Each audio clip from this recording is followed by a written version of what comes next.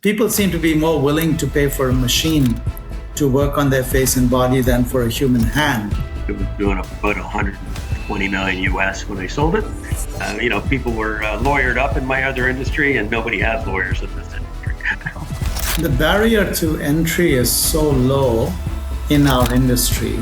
Anyone and their brother or sister can open up a salon any day of the week, and that's good news and bad news. Virtually no government regulatory and oversight of what's happening in our industry. Associations have pretty well fallen apart. It does seem to be a bit of the Wild West. People are not great planners in this industry. You have to be differentiated to excel. And that doesn't mean differentiated today, that means differentiated every day. But the hero businesses in this industry operate at levels of 25 to 40%. So if you're a salon doing $1 million, you could be doing another $250,000 or $400,000 worth of revenues, which is found money. Yeah. The AI tools that are here today are fabulous. They're opening new doors. So, any business, small or large, had better be embracing it. But there's opportunities for businesses to come together and be part of building something grand. I think that opportunity is now.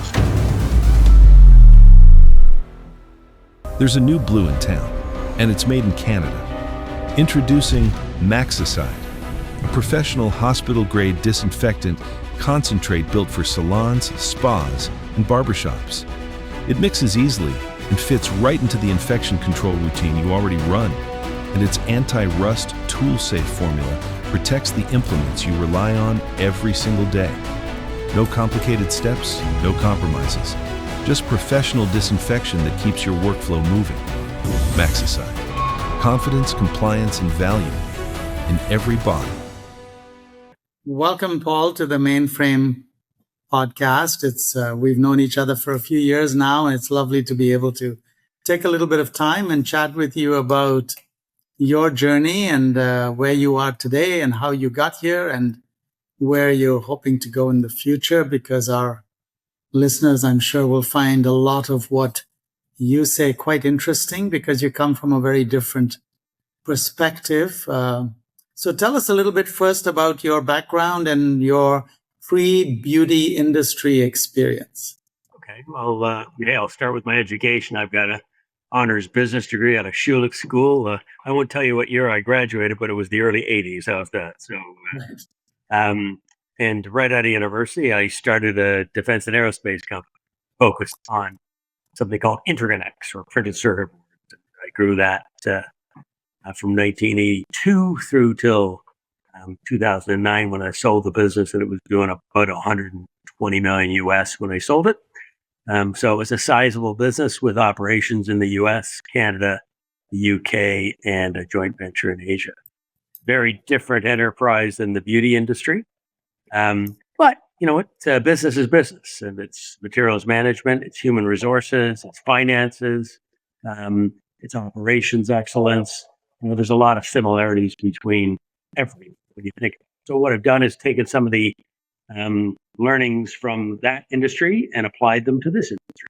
So tell us how you ended up. Now you're in the aesthetics part of the beauty industry. Your company, Spot On Beauty, is a distributor of aesthetics products, not in the hair industry. Tell us what got you into it. First of all, I'll just touch on the name of the business now is Spot On Beauty by Natalie. The industry merged with a company called Natalie Product. The way I got in the industry was about 9 years ago. I was asked by a friend of mine to help him restructure his business, which was in this industry. I was retired at the time and looking for something to play with. And so I went and helped my buddy wind up his business. And during that process, I got to meet some fabulous customers and some fabulous brands like L'Oreal, a company called Reposage, P&P Vanish, and really quite liked the people that I was interacting with. It was quite different than the industry I was accustomed to. So somebody asked me, why don't I just start up a fresh distribution business? And that's what happened. I started up a business that was a little bit different than everybody else. We don't have a showroom. We're just an automated warehouse with some fabulous staff. And our focus has been quite a bit different than most others. We really focus on the multi-door locations, the chains, the specialty retailers, hotels, destination spas. That really is our end market. And we've really kind of focused on that end of the spectrum, if you will, as opposed to the single door salons and the home spas, the independents. That's not our game, or was not our game until recently. So when you got going, you initially focused on the chains and the large groups. And then recently you've now partnered up with the Natalie company, and that's why you are Spot on Beauty by Natalie. And now you are also obviously inheriting a lot of direct salon clients.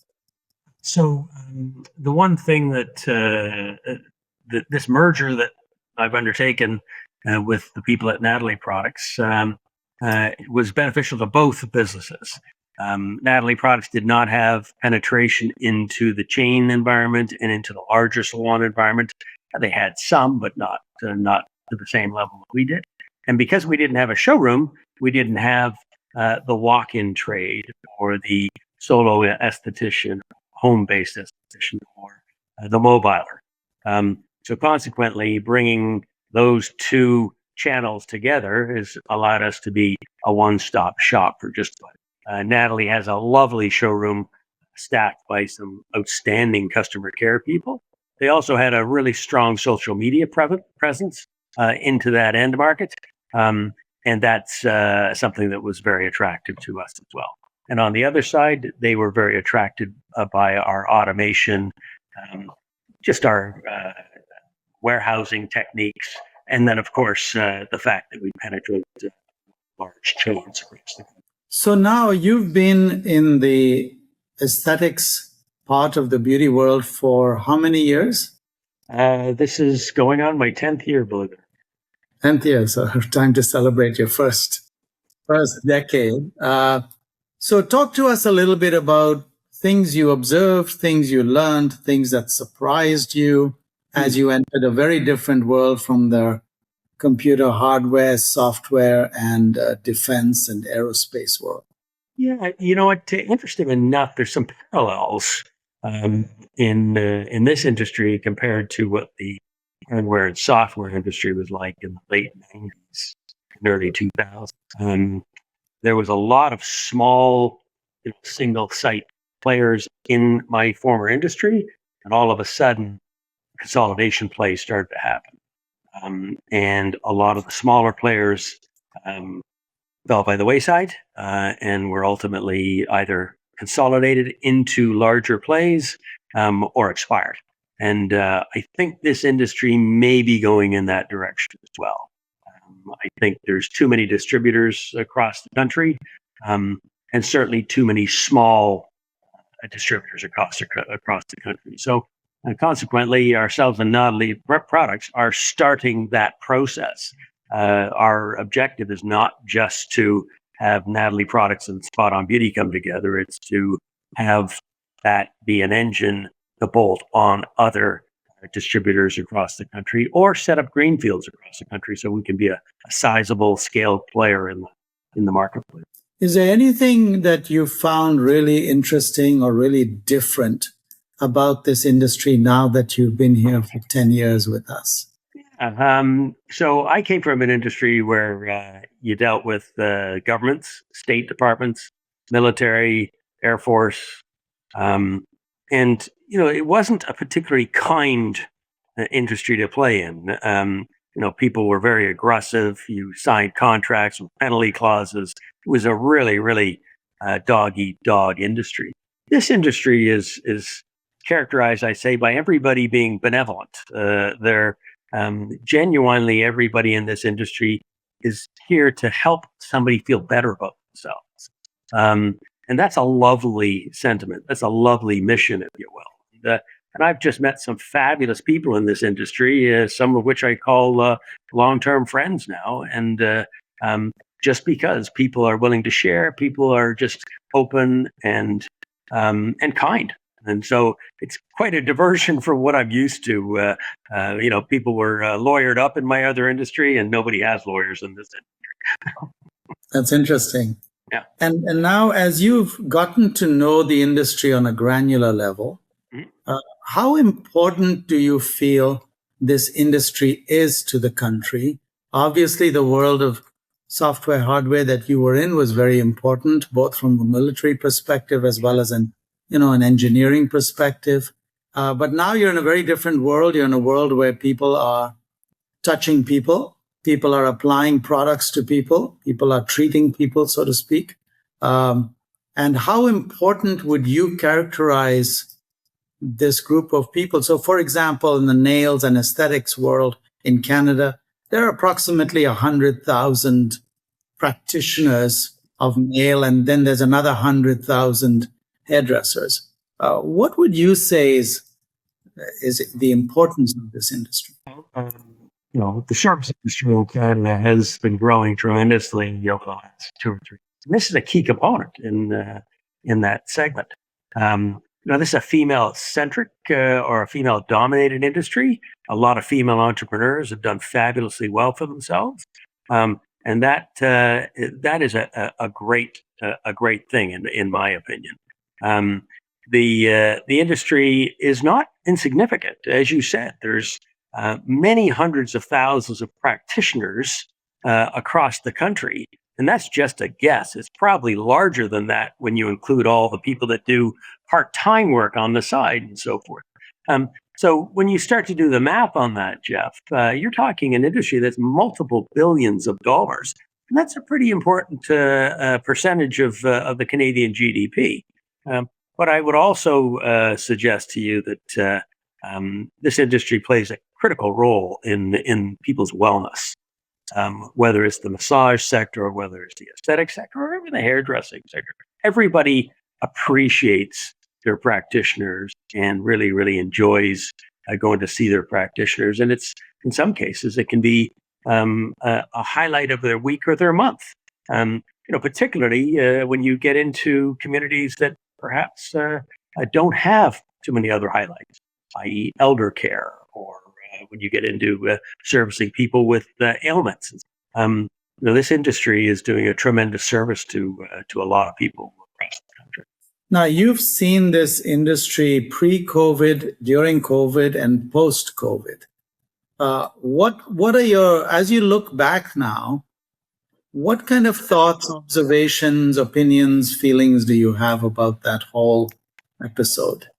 Yeah, obviously COVID was a paradigm shift in many industries, but in particular this one. I think the bricks and mortar locations have really struggled since COVID because a lot of the practitioners that work for them also have side businesses or home businesses or mobile businesses. So consequently, you have to be quite special, if you were, as a bricks and mortar business to make sure that you're retaining your clients and scaling your business. If anything, COVID taught us the importance of supply channels and making sure that you've got redundancy in your supply channels, or rock solidness, if you will, in your supply channels. And that's one area that we've actually been quite superlative in, is making sure that we've always got a constant supply of what our customers need ready to go out the door, as opposed to providing people back orders and slow shipments. But yeah, I'd say that COVID has created a whole new round of competitors out there for salons and spas and distributors. People are buying off Amazon right now. People are buying off Temu. People are buying off a number of different channels. So, the message to anybody in this industry, whether you're a salon or whether you're a distributor or whether you're a practitioner, is you have to be differentiated to excel. And that doesn't mean differentiated today. That means differentiated every day. So that means you have to constantly adjust and make sure that you're an important cog in the chain of the industry. So continuing that thought process, if I was opening a salon, what would be some key one or two or three key advice memos that you would give me? Yeah. There are opportunities out there to take over existing infrastructure as opposed to investing huge amounts in new or greenfield infrastructure. If there's something that I have seen is people tend to spend too much money on the bricks and mortar and not as much on the soft assets like human resources. And I think it needs to be the other way around. You can always upgrade and improve your bricks and mortar. You can't always find the perfect staff members or have the perfect team.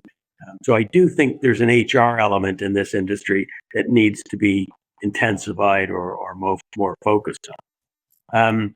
The salons and spas that are opening today, they really need to be media savvy. They need to have strong business sense and capability, or have strong business advisors or community around them, whether it's having an advisory council or just an accountant or a lawyer to lean on regularly, because you need to be measuring yourself against your objectives continuously and making sure that you're capitalized and addressing your capital structure on an ongoing basis. So I think too many people get into this industry and think, I've done my job, I've set up my salon, and that's it. That's all I need to do. No, you got to be thinking about working capital. You got to think about runway, and you got to think about further investments, like I said. The barrier to entry is so low in our industry. Anyone and their brother or sister can open up a salon any day of the week, and that's good news and bad news. Obviously, the good news is if you're entrepreneurial, it gives you an opportunity to move into an industry. The bad news is you could make big wrong decisions, as you've pointed out, where you spend a lot of money on building something out when you would look back on it and say the money was better spent elsewhere. So good advice for those who are opening their salon. Also, I've noticed you're in the skincare world a lot. I've noticed that, and you have too, I'm sure, that there's been a real move towards machine usage on people's faces and bodies. There's been a tremendous move away from the hands doing the treatment. People seem to be more willing to pay for a machine to work on their face and body than for a human hand. Have you observed that also? The whole med spa segment of the industry is really taking some share. And that's, a couple of issues going on there. You've got people with resources to be able to invest in equipment and infrastructure. But then you've also got a level of trust too, because you typically will have medical professionals that work in those medi spas, whether it's a nurse, nursing assistant, whether it's a doctor, whether it's some form of specialist. But to be honest with you, that's one of the other reasons that we integrated with Dana and Jeff Switzer. They have a level of expertise in equipment and all the peripherals around equipment. And that's an area that we did not readily touch. So I think it's a market that we're going to be able to penetrate more readily going forward together. When we talk about COVID, obviously, one of the questions that our industry struggles with is the government's touch or lack of touch on our industry. Because your previous life, when you were in another different world, there was a fair amount of regulatory oversight and regulatory requirements that you had to deal with. And I would suggest to you, if you agree, that you've moved into a world now where it's really the opposite. There's virtually no government regulatory and oversight of what's happening in our industry. Associations have pretty well fallen apart. You and I were both members of a board of association, which are now both non-existent. The government appears to be somewhat uninterested now in our industry. What's your take on that part of our world? It is genuinely unfortunate because you've got bricks and mortar salons competing with people that aren't insured, licensed, but really don't have the expertise to appropriately treat their clients. yet they're low cost operators, and that's a real conundrum for this industry. I think we are going to have to push government to various levels, like they have in BC, like they have in Alberta. Some provinces have got their act together, but in Ontario in particular, it does seem to be a bit of the Wild West or the fun. But I do think that that's where scaled distributors can play a role. One of the other aspects of bringing distributors together into a larger format is to be able to invest in education, invest in information transfer to the market. And again, we have done a little bit of that. I would suggest to you that partners have quite a bit of that. And I look forward to investing even more in that as we grow countrywide and add additional distributors into it. Are you seeing some new trends or new products or new ideas that you're observing coming along in your industry since you started in our industry? Since you started, what have you observed either on the horizon or new things that have developed in the last 10 years? Yeah, there's, I guess you could almost go through a SWOT analysis, couldn't you? We don't have that kind of time, but, the strengths of the industry are the people in the industry. The weaknesses in the industry tend to be the inability to plan. People are not great planners in this industry.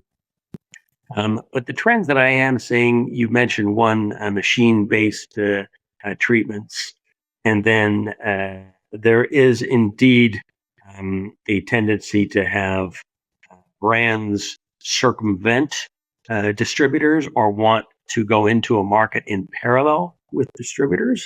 So you've got a lot of brands that, particularly domestic or North American brands, trying to service the market directly. I think that's a bit of a fool's game given the geography of Canada. So that certainly is a trend that we're seeing. And the other aspect, and this is a little bit worrisome, is we're seeing a lot of salons and not giving up, but almost capitulating when it comes to retailing. They are suggesting that they can't compete against the pharmacies and the Amazons. And I think they're missing the point, or missing a huge opportunity, because when you've got somebody in your chair, somebody in your room who trusts you, they are open, walking out with you. So, but yeah, that concerns me, and I've heard that multiple times over the last couple of years, where people have said, "No, we're not going to do retailing." And what's interesting is that principle of retail not being mined enough is what I've observed in my 30 odd years in the industry, is that's been a weakness in our industry generally. It's now more an excuse. It's always been a weakness, but now it's an excuse trying to explain the weakness. And the fundamental principle that you and I observe both of us coming from outside the industry, is that there needs to be a change in the mindset. I look at it and I think, well, when I go to my hairdresser, all my hairdresser has to tell me is that this product is really good for me, and even demonstrate it briefly, or give me a little sample. And I'd buy it because I trust my hairdresser. That's why I'm there. I trust my esthetician. And I think this is one thing that the professionals seem to not realize, is how much they are valued by their customer. I think that's a disconnect that somehow is if there's one big challenge our industry, both the aesthetics industry and the hair industry has, that's a huge challenge to get into the minds of our practitioners, to get them to realize that their customers would be very happy to buy products and even pay a bit of a premium to buy products from them. With education. So you can't be a recommender or an advisor to your client if you don't know the products that you're using, or you don't know the products that are available for sale. So that's the critical element for all salons. Well, need to embrace and continuous education with their staff and make sure that they're relying on the supply channel to provide that education. And then people just need to practice smart retailing or smart advisory work. And that is not natural to everybody. So, but the more you do it, the more comfortable you're going to be with it. So I think it's hard work, but the hero businesses in this industry operate at levels of 25 to 40% retail revenues. And that's a big number when you think about it. So if you're a salon doing $1 million, you could be doing another $250,000 or $400,000 worth of revenues, which is found money just by paying attention and really focusing on the recommendation or retail. As you sit here today and hopefully looking ahead to your next decade in our industry, what inspires you, or what gets you out of bed in the morning and makes you jump out of bed? You know what? To be honest with you, a little older than you, I believe, but I love interacting with my team and bringing on new team members and young people to the industry and seeing their energy. That just gives me energy. This industry is full of really good people and people that are dedicated to servicing their clients the best they can, and that gives me verve, I guess, if you will. I quite enjoy the aura of the industry. Yeah, and it's interesting. You and I were talking the other day about the principle of retirement, and I was talking to Brian Aarons, who was interviewed in, I think, 2 podcasts ago. And Brian Aarons is a bit of a legend in the hair world, and he's now past quote unquote normal retirement age. But when we met and had a drink together the other day, he said he has absolutely no intention of slowing down because, and he used that interesting point that you did, because the industry keeps him young. And that's what he loves about the industry. So that even though he was working with the Henkel Corporation last, and even though he's quote unquote retired from corporate world, he's actually very busy working with a number of companies, including my companies, talking about consulting. And because he said he just, the industry keeps him young. And I thought that was a really interesting way of putting it. Jeff, just to add to that, what does excite me is the opportunity that exists in the industry right now. As much as people are feeling stress and perhaps a little bit downtrodden by the politics of the moment and the economics of the moment, there's opportunities for businesses to come together and be part of building something grand in the industry. And there's not many opportunities like that come along, and they typically come along when there's a downturn or when there's economic stress. And I think that opportunity is now. So what excites me is playing a role in that consolidation. And I'd put it out there. If anybody is interested in talking about it, absolutely open to it.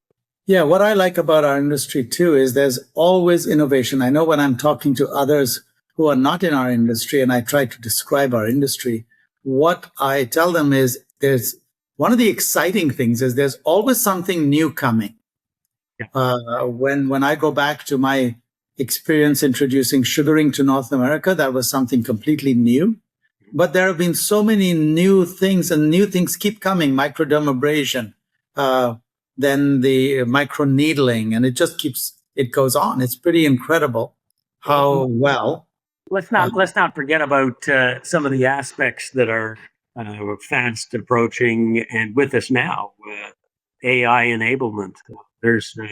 We're already using tools to analyze many thousands of customers' ordering pattern and so forth. That's right. Yeah. The AI tools that are here today are fabulous. They're opening new doors. So, any business, small or large, had better be embracing it. And in fact, if you look at some of the news wires out there, Jeff, that's a constant theme now with the L'Oreals and the Revlons and the big players in the industry. They're really, really investing heavily in it. And that's one of the other actually exciting parts of where we are is the future. And that's coming back to the amazing part of the beauty industry is there are always people figuring out new ways of bringing in new innovations and new products and new services. So, Paul, first of all, congratulations. I've known you since you entered the industry, and I've seen you grow, and it's been a wonderful experience to be beside you as you're growing. And now your next level of growth is really wonderful to see. I'm looking forward to getting to know you more, and perhaps in a short period of time, checking back with you and seeing where you're at in your continued evolution and your now complete adoption into our industry.